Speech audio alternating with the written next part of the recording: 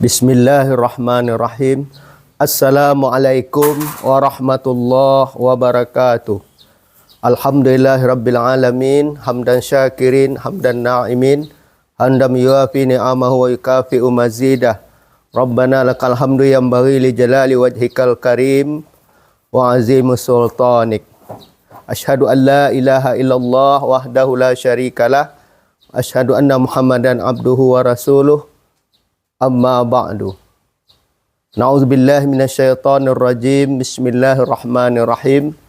Ya ayyuhallazina amanu kutiba alaikumusiyam kama kutiba alal ladzina min qablikum la'allakum tattaqun. Surat Al-Baqarah ayat 183. Bapak-bapak, ibu-ibu, kaum muslimin yang dirahmati Allah. Bersyukur kita kepada Allah Subhanahu wa taala atas limpahan rahmat dan nikmatnya kepada kita.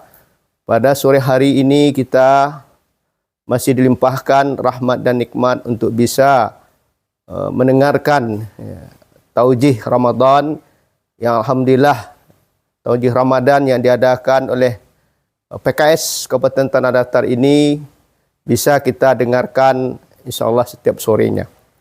Salawat beringan salam kita mohonkan kepada Allah semoga disampaikan kepada Nabi kita Muhammad sallallahu alaihi wasallam. Kaum muslimin, hamba-hamba Allah yang dirahmati Allah. Dalam melaksanakan ibadah puasa di bulan Ramadan, ada 3 tujuan yang akan kita capai. Ada 3 goal yang harus kita capai. Sesuai dengan firman Allah Subhanahu wa taala yang terdapat dalam surah Al-Baqarah mulai dari 183 sampai ayat 187.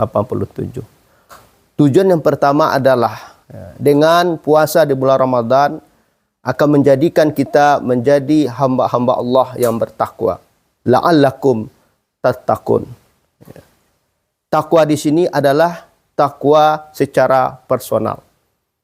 Adapun tujuan yang kedua atau goal yang kedua dari puasa di bulan Ramadan adalah menjadikan kita hamba-hamba Allah yang bertakwa secara sosial.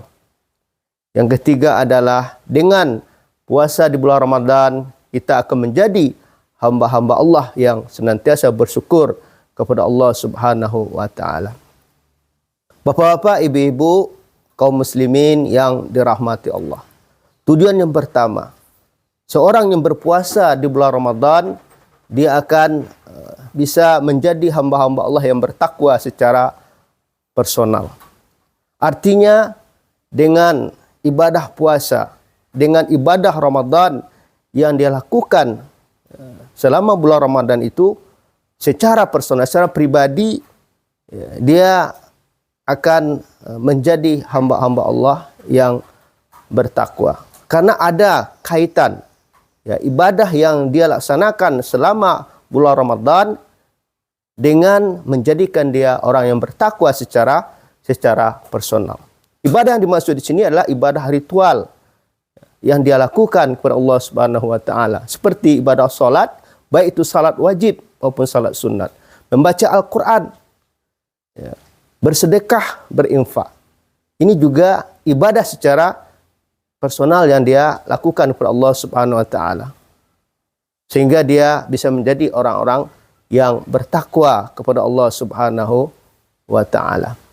Ini tujuan atau goal yang pertama dari ibadah puasa, ibadah Ramadan yang kita lakukan selama bulan Ramadan. Karena dengan ibadah-ibadah itu kita memiliki bekal, memiliki hasanat, kebaikan-kebaikan yang mana bekal dan kebaikan itu akan kita terima nanti sewaktu kita berada di yaumil akhir. Sehingga dalam kehidupan di yaumil akhir nanti ada 2 tempat yang pasti dilalui oleh setiap manusia, yaitu surga dan neraka. Jadi orang memiliki ketakwaan itu pasti tempatnya nanti adalah di surga Allah Subhanahu wa taala. Itu merupakan goal tujuan yang pertama kita melaksanakan puasa atau ibadah di bulan Ramadan. Selanjutnya yang kedua, tujuan kita beribadah, berpuasa di bulan Ramadan itu akan menjadikan kita orang yang bertakwa secara sosial. Kalau tadi mungkin ketakwaan secara personal itu kita dapatkan dengan kita melakukan hablu minallah, hubungan kita dengan Allah Subhanahu wa taala. Allah SWT, Rasulullah perintahkan kita bukan hanya memperkuat hablum minallah saja, ketakwaan secara personal kita saja kepada Allah, tapi juga ketakwaan sosial harus kita miliki. Itu yang disebut dengan hablum minan nas, hubungan kita dengan sesama manusia. Ketakwaan personal, ketakwaan secara sosial ini harus kita raih selama bulan Ramadan. Bagaimana caranya kita meraih ketakwaan sosial kita selama bulan Ramadan?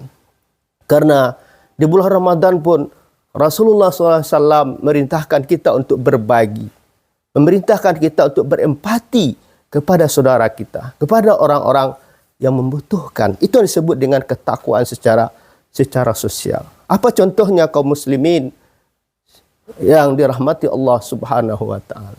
Contohnya Rasulullah pernah mengatakan, apabila kamu melaksanakan berbuka puasa, maka berilah apa yang kamu miliki itu kepada saudaramu yang berpuasa, walaupun hanya dengan sebiji atau sebutir korma.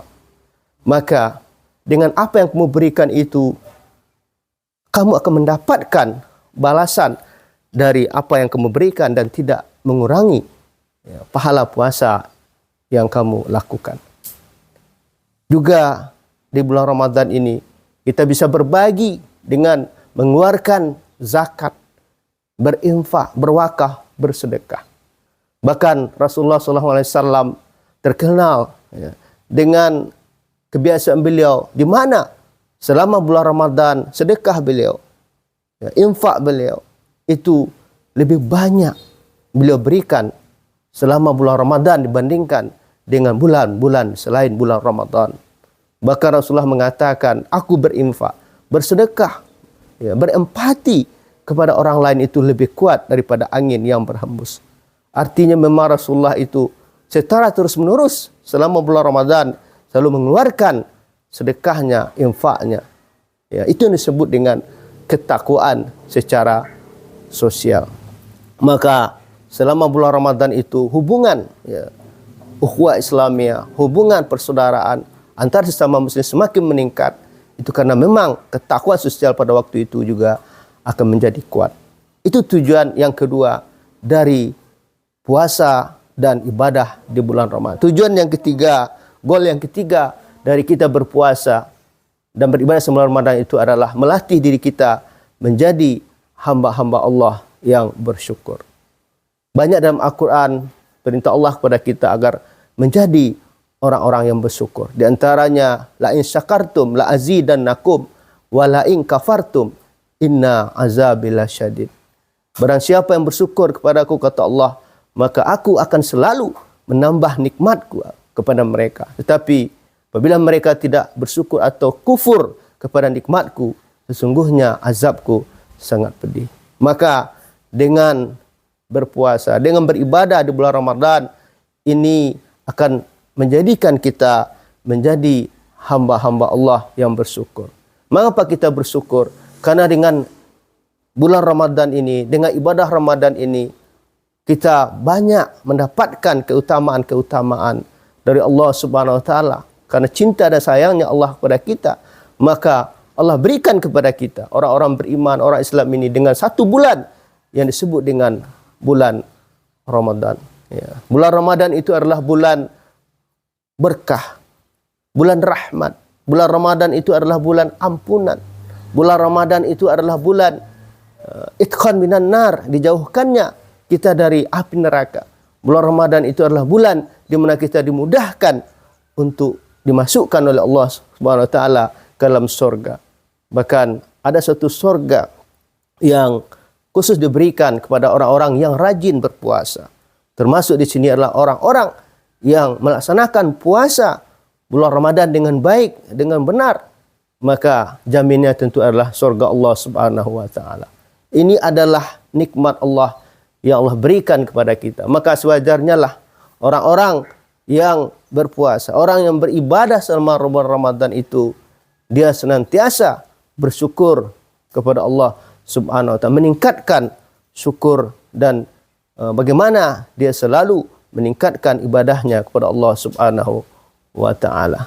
Dan juga bagi kita selesai melaksanakan ibadah Ramadan, bukti syukur itu juga bisa kita dapatkan dengan masuknya Hari Raya Aidil Fitri, 1 Syawal, bagaimana kita dengan berpuasa itu kita bersyukur pada Allah Subhanahu wa taala, dan di waktu Syawal kita mengumandangkan takbir, tahmid dan tahlil, menandakan bahwasanya Allah itu maha besar, bahwasanya Allah itulah yang memberikan kekuatan, memberikan kepada kita kenikmatan untuk bisa melaksanakan ibadah di bulan Ramadan. Kaum muslimin, hamba-hamba Allah yang dirahmati, itulah 3 tujuan atau goal kita waktu kita melaksanakan ibadah di bulan Ramadan. Barangkali itu saja yang bisa saya sampaikan pada kesempatan ini. Mudah-mudahan ada manfaatnya bagi diri saya dan kita semua. Saya sudah wabillahi taufik wa hidayah. Assalamualaikum warahmatullahi wabarakatuh.